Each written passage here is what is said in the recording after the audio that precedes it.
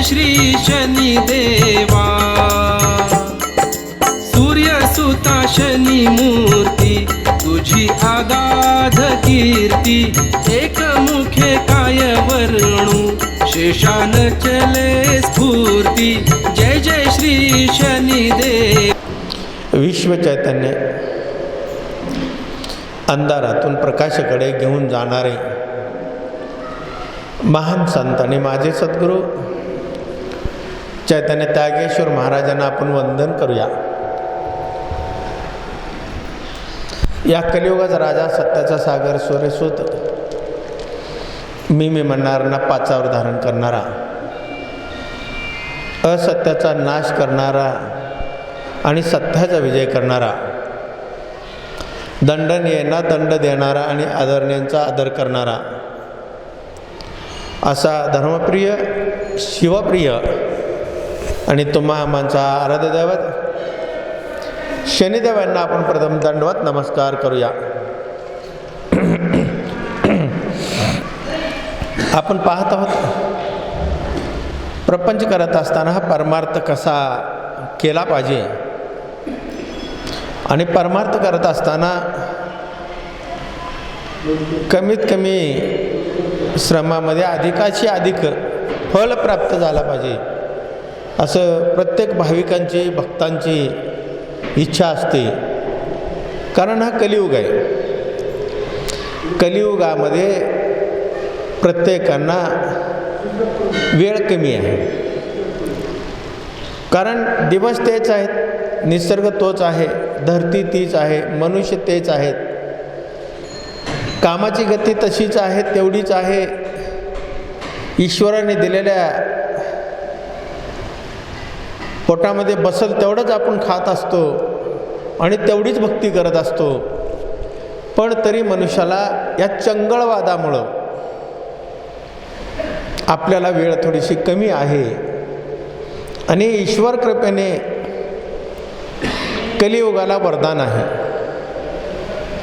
कलियुगाला तो असा वरदान आहे की कमी साधनेमध्ये जास्त पुण्य। पूर्वीच्या काळामध्ये साधनेला बसल्यानंतर कित्येक वर्ष बसायचे। एखाद्या यज्ञाला सुरुवात केली तर कित्येक वर्ष यज्ञ चालायचं। एखाद्या कार्याला सुरुवात करायचं म्हटल्यानंतर कित्येक दिवस जायचे। पण आता या कलियुगामध्ये खूप कमी वेळेमध्ये, खूप कमी कष्टामध्ये, खूप कमी साधनेमध्ये जास्त पुण्य मिळण्याचं वरदान ईश्वरांनी दिलेलं आहे। कारण त्यांना माहीत आहे, ईश्वरांना कलियुगातल्या भक्तांना वेळ कमी असतो। कारण पहा की उठल्यापासून जे मोबाईल हातामध्ये असतो कधी सुटत नाही। एखाद्या पत्नीचा हात सुटल पण मोबाईल कधी सुटत नाही। एखाद्या माऊलीचा मिस्त्रीचा डबा जर एकदा हातात घेतला तर वेळ किती जातो कळत नाही। एखादं पोर हातातलं सुटलेलं कळणार नाही, पण डबा मात्र कायम असतो। त्याच्या पुढे गेल्यानंतर पुढे अडकावलेली टी व्ही असते। त्या टी व्हीमध्ये सुंदर अशी मालिका असतात। त्या मालिकेमध्ये खूप सुंदर सुंदर कहाणी असतात, अप्रतिम कहाणी असतात, अप्रिय कहाणी असतात। अशा कहाण्या, अशा गोष्टी, कौटुंबिक वाद वितांड, सासू सासऱ्याचं भांडण, सुनाचं सासूचं भांडण, या टी व्हीमध्ये असे कार्यक्रम असतात की कुटुंबाला उद्ध्वस्त करणारे टी व्हीवर कार्यक्रम असतात। कुटुंब लयाला जाईल आणि कशी मानसिकता विकलांगाकडे जाईल, निगेटिव्हकडे जाईल, हे कार्यक्रम बघण्यामध्ये आपण व्यस्त असतो। त्याच्यानंतर काही कालावधीनं मिळाला वेळ तर आपण थोडीशी साधण्याचा प्रयत्न करतो, थोडीशी साधण्याचा प्रयत्न करतो। त्यातही आंघोळ करता करता कोणाचा फोन आला तर कपडे घालता घालता आपण मोबाईलवर कानाला लावून बोलतो। वेळ मिळाला तर, त्यात वेळ मिळाला तर थोडं चहाचं घोट घेऊन घेता घेता आपण साधनेला बसतो। साधना करता करता इतकी लक्ष्मी आपल्याकडं आहे, विद्या एवढी ज्ञान असल्यामुळं, पगारी भरपूर लट्ट पगारी असल्यामुळं पैसे कुठे खर्च करावा हे कळत नाही. त्याच्यामुळं देवाकडे कोणाची पाहण्याचे दृष्टिकोन बदललेला आहे. आता या मोबाईलमध्ये, या टी व्हीमध्ये, या मिस्त्रीमध्ये संध्याकाळचं रात्रीचं 12 वाजेपर्यंत आपण घोटत असतो. घोटता घोटता रात्री झोप कधी लागली, काय खाल्लं हेही कळत नाही. त्याची पचनक्रिया बिघडते. त्या पचनक्रिया बिघडल्यामुळं ढेकरं देत म्हणा, कसं तरी जड पोटाने, जड अंगाने कसं तरी आपण आवरण्याचा प्रयत्न करतो. आवरता आवरता आपल्याला बराच वेळ निघून जातो. बराच वेळ निघाल्यामुळं तर लगेच ऑफिसची वेळ झालेली असते. ऑफिसची वेळ झाल्यामुळं मग निघता निघता मग आपण डबा झाला न झाला, डब्यावरनं परत वाद. ती भाजी नको, ही भाजी पाहिजे, ही चपाती पाहिजे, ती चपाती पाहिजे. नाहीतर मग रस्त्यामध्ये आहेच मग चायनीजवाले, वडापाववाले थोडेसे. अशामध्ये अशा ह्या प्रसंग, या कलियुगाच्या या चंगळवादामुळं माणसाची मनस्थिती बदलली, आहार बदलला, विहार बदलला, राहणीमान बदलला. याच्यामुळं साधनेकडं मनुष्याचं दुर्लक्ष झालं. मग गडगंच असं पगार येत असल्यामुळं खर्च कुठं करावा, कशी करावी ह्याचा काय मार्गच नसतो. मग अशामध्ये कुठेतरी आपण गप्पा मारायला म्हणून जातो. कुठे तिथंही तसेच माणसं भेटतात आपल्याला. निगेटिव्हला निगेटिव्ह भेटतात. काय राव देव, तुमचे एवढे देव, एवढं देव करायचं, काय मिळतं त्याच्यातनं, हे असं आपण ऐकायचं, डोक्यामध्ये तेच ठेवायचं आणि तेच ठेवून आपण कार्याला लागायचं. मग बसल्या उठल्या चर्चा तेच. पैसा, मोबाईल, टी व्ही, आजचं शॉपिंग, आता मॉल, खरेदीला कुठं जायचं, कुठल्या देशात जायचं, परदेशात जायचं का इकडं जायचं, डोक्यात त्याच्याशिवाय दुसरं काहीच नाही आहे. मग कुटुंबामध्ये एखादी आजी असते, एखादा आजोबा असतो, तो धार्मिकता असते, त्याच्या गळ्यामध्ये माळ असतो, त्याच्या गळ्यात कपाळाला बुक्का असतो, तो विठ्ठल नाम घेत असतो, कोणी शिवनाम घेत असतो, कोणी शनी नाम घेत असतो. मग त्याच्याकडे पाहताना आपण व्यंग पाहायचं, त्याच्याकडे तिरक्या नजरेने पाहायचं, हे काय देवदेव घेऊन बसला आहे. ह्या बजबजपुरीमध्ये ईश्वराला हे सगळं माहीत होतं. म्हणून त्यांनी सांगितलं की कमी वेळेमध्ये जास्त पुण्य देतो. कलियुगामध्ये कमी साधनेमध्ये जास्त फलप्राप्ती होते. बघा कुठेही पहा, गावात सगळीकडे चर्चा तीच असते. आज शॉपिंग काय, बूट काय, चप्पल कुठले घेतले, काय शँडेल कुठले घेतले, याच्याशिवाय चर्चा नसते.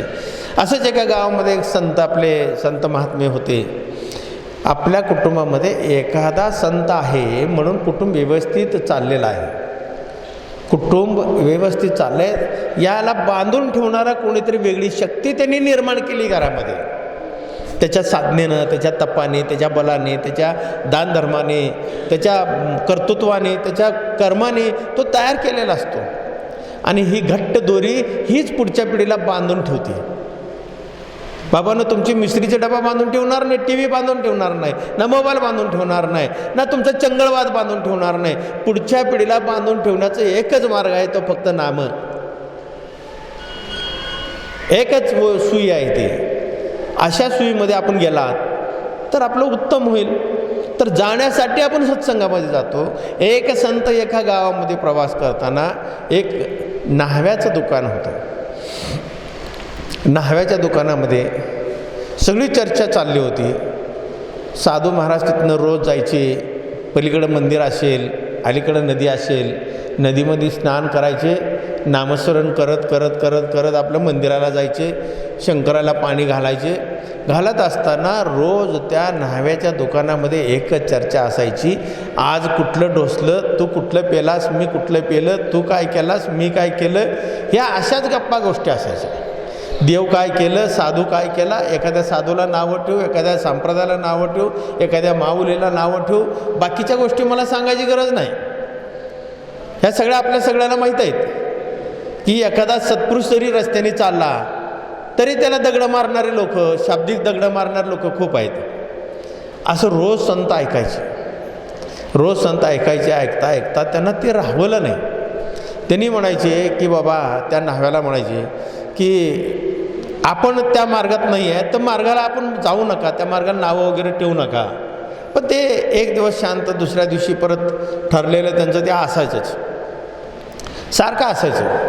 मग एक दिवशी संतांनी एक केस जास्त वाढलेल्या मनुष्याला घेऊन आलं आणि त्याच्या दुकानापुढे उभं केलं आणि त्याने म्हणाले की या गावामध्ये न्हावीच नाही आहे. त्या न्हाव्याला सांगतात या गावामध्ये न्हावी नाही आहे की जेणेकरून गावातल्या मुलांचे सगळे केस वाढलेत, केस कापणारच कोणी नाही. तो न्हावी दादाला आला राग. तो म्हणाला एवढा मोठा न्हावी गावात असताना, एवढं स्वच्छ केस कापत असताना तुम्ही न्हावी नाही कसं म्हणलात. तेव्हा ते संत म्हणाले दादा रे, या गावामध्ये देव असताना, संत असताना, जेव्हा त्या दुकानालाच तू गेला नाहीस, तू न्हाव्याच्या दुकानात केस कापायचं काम केलंस, संतांचं काम केलंस, नामस्मरणाचं काम केलंस, साधनेचं काम केलंस, भक्तीचं काम केलंस, काही केलं नाहीस. पण काही करताना न करता जर त्याला नाव ठेवलं तुला चालेल, तर गावात केस वाढलेले मुलं फिरतात म्हटल्यानंतर तुला का राग आला? राग यायला नको ना.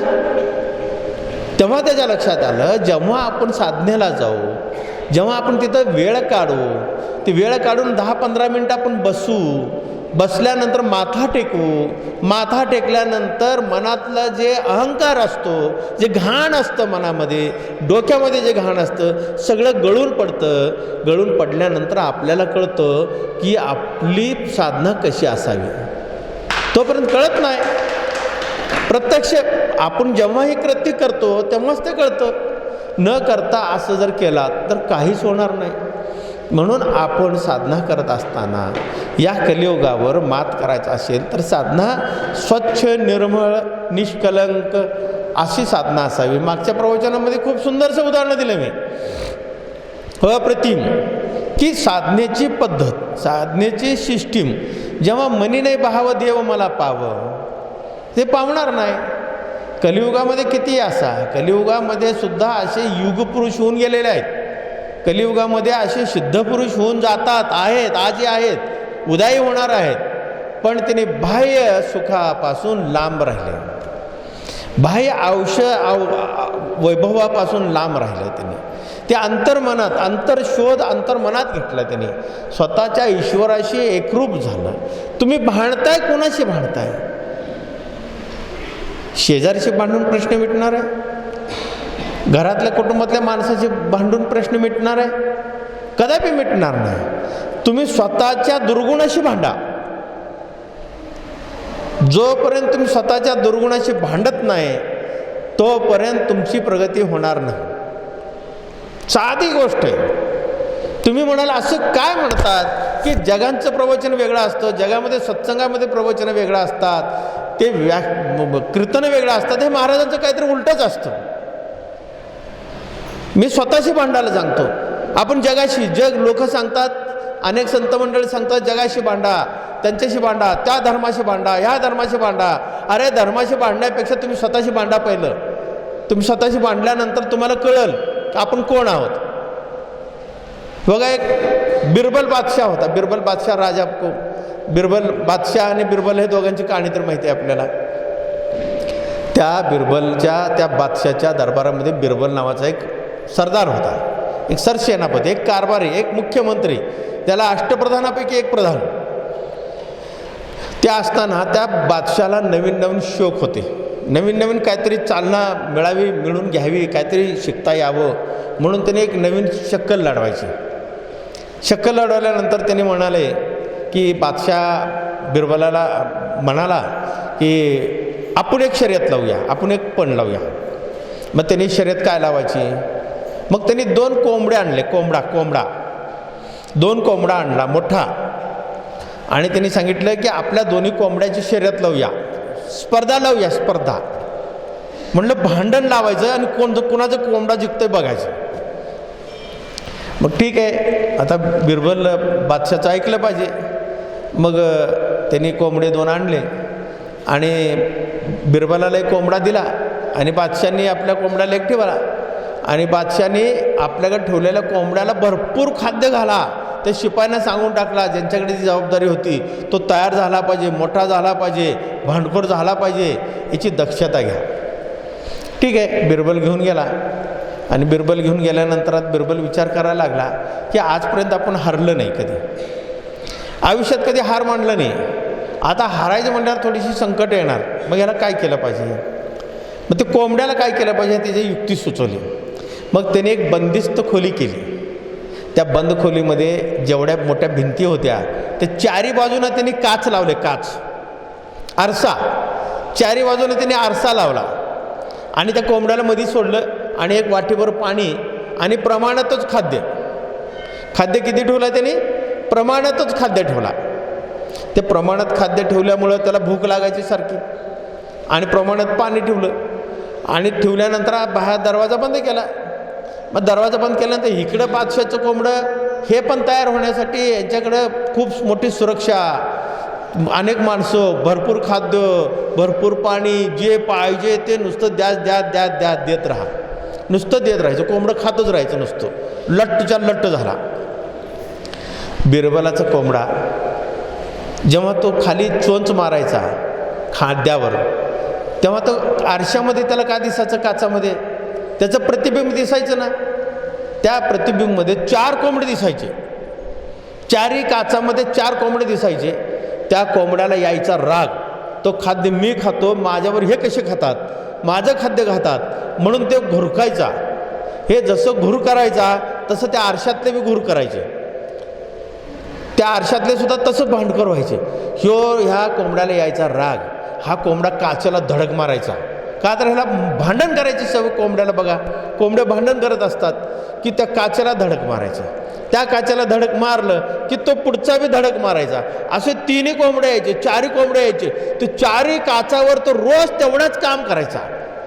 नुसतंच भांडायचा त्यांना. त्या काचेवर जायचा. जाऊन त्याची चोच झाली निब्बर, त्याचे पंजे झाले निब्बर, त्याचं अंग झाला निब्बर, किरकोळ झाला पण काटक झाला. प्रमाणात खाद्य असल्यामुळं हे खाद्य काच्यातले कोंबड्या खाऊ नये म्हणून तो पटापटा खायला जायचा. आणि ते बी पटापटा खायचे कोंबडे काच्यातले. असं करून तो तयार झाला. जेव्हा महिना पूर्ण झाला, महिना पूर्ण झाल्यानंतर जेव्हा दरबार भरला, त्या दरबारामध्ये बादशाचाही कोंबडा आणलं, बिरबलाचाही कोंबडा आणलं, दोघाचाही कोंबडा आणलं त्या ठिकाणी.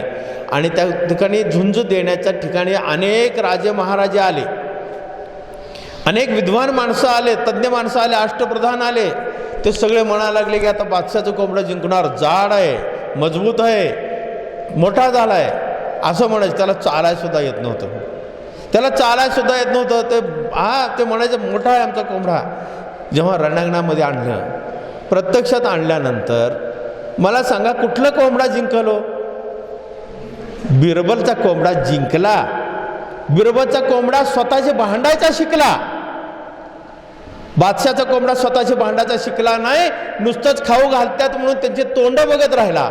या कलियुगामध्ये सुद्धा तुम्ही साधना सोडताय. ते देव मोठा, हा देव मोठा, तो साधू मोठा, हा साधू मोठा, तो पैसेवाला, हा पैसेवाला, हे करत करत आपलं आयुष्य संपून टाकता. साधना राहिलीच कुठं?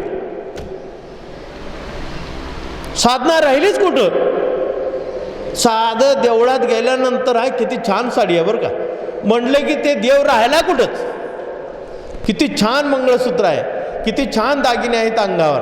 हे शॉपिंग कुठल्या शॉपिंगला जाऊन आणलं आहे? एखाद्या चांगल्या माणसाला गाडी खूप छान आहे बरं का, एवढा म्हणला की तो 4 दिवस झोपत नाही. त्याच्या डोक्यात एकच राहते, माझी श्रीमंती, माझी श्रीमंती, माझी संपत्ती, माझे बंगले, माझे घोडे, माझं सगळं काय वैभव. हे जर डोक्यात ठेवलात बाबांनो, तुमच्याजवळ देवाला देवपण आणायचं सोडून आपण देवाला भूतपण आणतो. साधना करत असताना स्वतःच्या विकाराशी भांडा, स्वतःच्या दुर्गुणाशी भांडा, स्वतःच्या व्याभिचाराशी भांडा, तर तुम्ही सशक्त आणि मजबूत आणि दणकट व्हाल. जेव्हा दणकट व्हाल तेव्हाच ईश्वराला हा बालक मान्य असेल आणि तो साधनेला पात्र असतो, दुसरा कोणी पात्र नसतो. हे साधी गोष्ट आहे. आपल्याला साध्या गोष्टीतनं मी समजावून सांगत असतो. काही गोष्टी अशा असतात की काही गोष्टी ईश्वराने आपल्याला गुप्त रूपाने दिलेला आहे.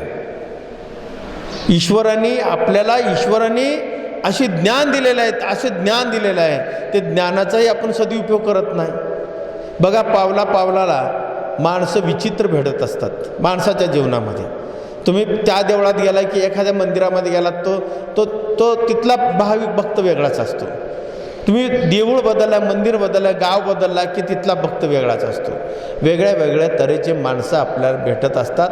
नांदणारेला नांद म्हणत नाहीत, पळणारेला नांद म्हणतात, नांदणारेला पळ म्हणतात. ह्या असा हा समाज आहे.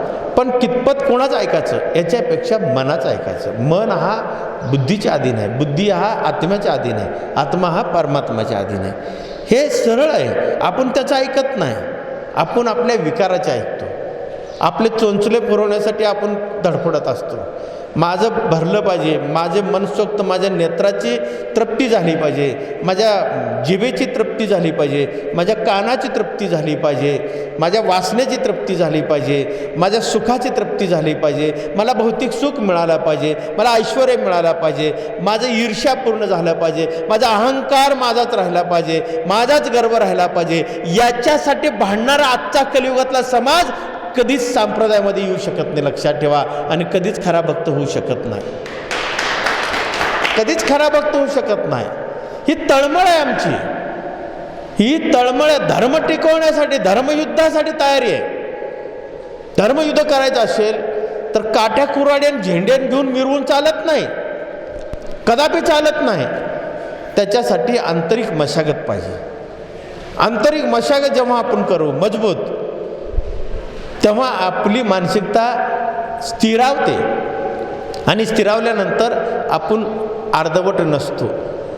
एकतर पूर्ण परिपक्व असावा, नाहीतर पूर्ण अज्ञानी असावा. अर्धवट घातक असतो, खूप घातक असतो. बघा, एक बापलेख होते. एक बापलेख, जमीन होती थोडीशी. त्या जमिनीमध्ये त्यांना शेती करायची होती. आणि शेती करण्यासाठी पूर्वीचे साधनं खूप अल्प होते. त्या अल्प साधनेमध्ये जेव्हा ते रस्त्याने निघत असताना त्यांच्या वस्तीवर एक लांडगा कोला आला.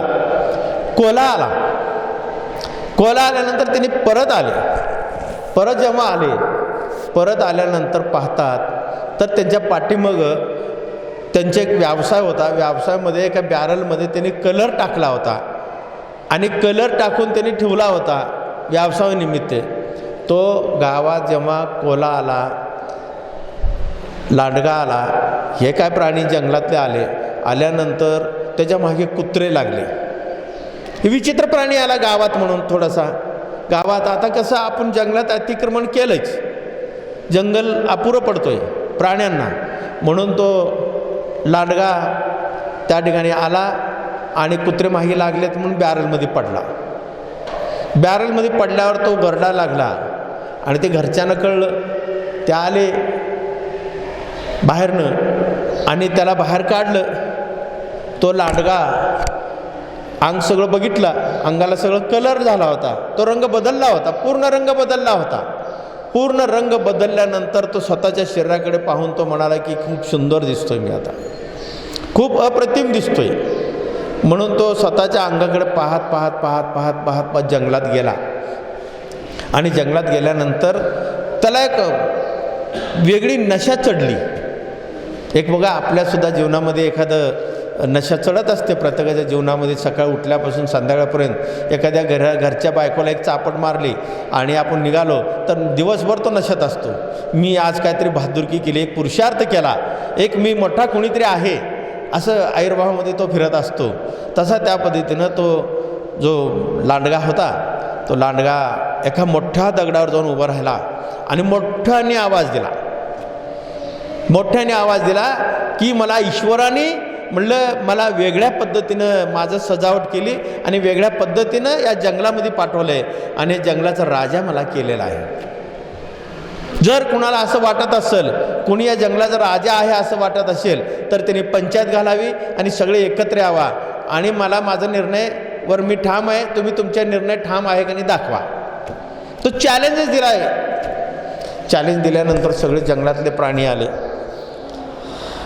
जंगलातले प्राणी जमा झाले. जंगलातले प्राणी जमा झाल्यानंतर वाघ, सिंह, ऊंट, हत्ती वगैरे वगैरे जेवढे काय जंगली प्राणी आहेत सगळे आले. पण सगळे आल्यानंतर तिथं लांडगे पण आले. लांडगे पण आले म्हणल्यानंतर हा वेगळ्या आवाजामध्ये आवाज काढून सगळ्यांना चॅलेंज देत होता, सगळ्यांना आव्हान करीत होता की बाबा मी जंगलाचा राजा आहे, मला ईश्वराने डायरेक्ट पाठवलेलं आहे. म्हणल्यानंतर सगळे प्राणी आल्यानंतर पंचायतीला आल्यानंतर आणि आणखी ते बाकीचे प्राणीसुद्धा ओरडा लागले. ते म्हणाले की आणखी कोण शिल्लक आहे का जंगलामध्ये, ते सगळ्यांनी यावी. तर हा लांडगा असूनसुद्धा लांडग्याचा आवाज काढत नव्हता, आवाज बदलून दुसराच आवाज काढत होता. आणि जेव्हा त्या सगळ्या प्राण्यातले लांडगे त्यांच्या भावकीला ओरडा लागले किंवा आमच्या भावकीपैकी कोणी राहिलं आहे का ह्या पंचायतमध्ये, ह्या जंगलाचा राजा, एक मोठा राजा आला आहे आणि तो स्वतःला राजा म्हणतो, तर आपण सगळ्यांनी यावं. ह्याला राहवलं नाही, ह्याला राहवलं नाही. तो लांडगे वरडायचं बघून हा बी लांडग्याच्या आवाजामध्ये आवाज घालून लांडग्यासारखं वरडायला लागला. लांडग्यासारखं वरडायला लागला तेव्हा सगळ्या प्राण्याला कळाला हा वेगळा नाही आहे, हा लांडगा आहे. तुम्ही किती बी नखरे करून, किती बी नाटकं करून, किती काय पण करून तुम्ही जर रूप बदलून जरी गेलात तरी तुमचा मूळ रूप हा मनुष्य आहे. आपल्याला मनुष्यासारखंच राहिलं पाहिजे, मनुष्यासारखंच साधना केली पाहिजे. बोला ओम नमः शिवाय, ओम नमः शिवाय, हर हर बोले नमः शिवाय, नमः शिवाय, ओम नमः शिवाय.